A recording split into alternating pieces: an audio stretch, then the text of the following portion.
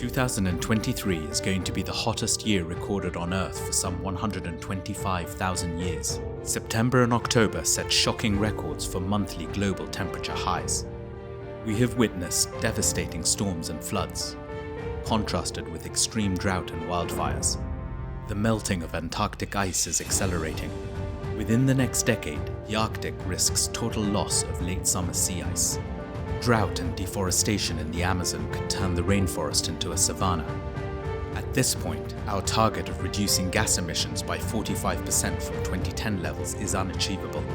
A roadmap to accelerate climate action is desperately needed when delegates for the United Nations Climate Change Conference, or COP, meet again over the coming weeks. But instead of phasing out fossil fuels, big and wealthy nations are actually doing the opposite. In the words of the UN Secretary General, they are literally doubling down on fossil fuel production.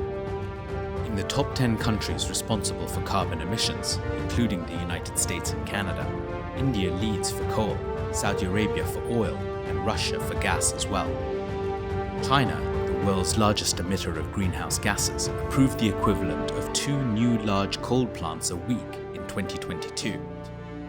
In the best judgment of the scientists on the UN Intergovernmental Panel on Climate Change, IPCC, the world has a rapidly closing window of opportunity to secure a livable and sustainable future for all.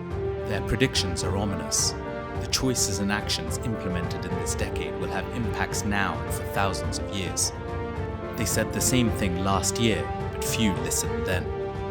Cuts in emissions must be deep and immediate, and that is the crux of COP28. Our leaders must phase out fossil fuels, and do so fast for the sake of our future. And as the IPCC chair reminded everyone, we have the tools and know-how required to limit warming. Either way, the trend is clear, and so are the actions needed.